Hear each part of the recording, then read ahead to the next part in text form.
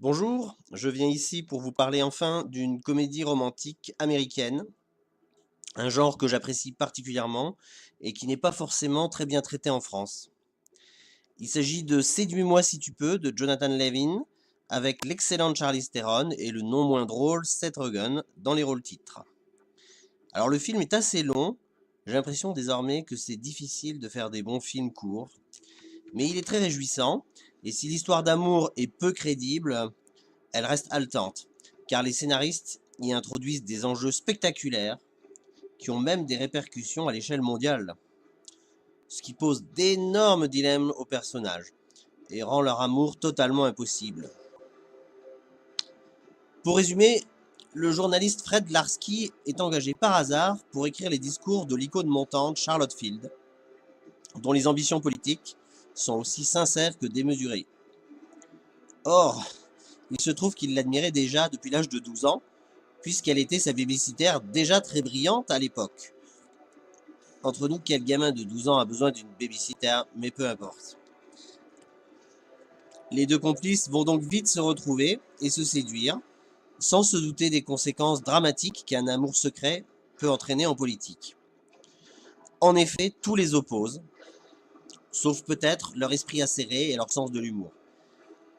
Et le film est terriblement drôle grâce à eux.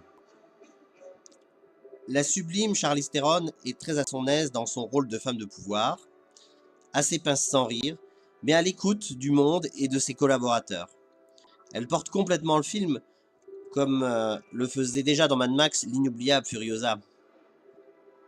Seth Rogen fait un peu plus office de témoin admiratif, mais c'est son job, et il le fait bien, en utilisant son talent comique naturel de situation, sans trop forcer.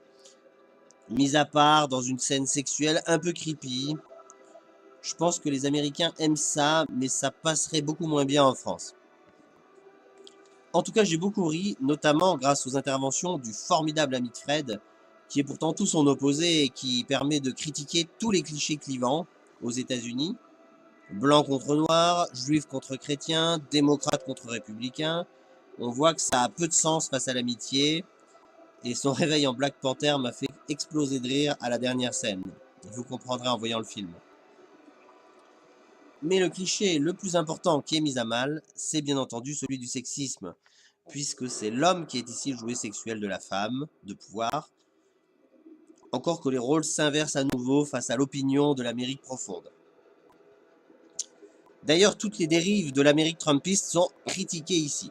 L'influence des lobbies financiers, le sexisme bien sûr, le show médiatique, le climato-scepticisme. Le cheval de bataille de Charlotte est en effet l'écologie, très en vogue en ce moment, face à l'urgence de la dégradation planétaire. En résumé, c'est une comédie très moderne et très drôle, qui parle vraiment des enjeux actuels de l'Amérique et du monde, à travers le prisme amoureux, et c'est donc très réjouissant pour moi, et pour vous aussi j'espère. Sinon, dites-moi ce que vous en pensez, et bien sûr, portez-vous bien en allant au cinéma.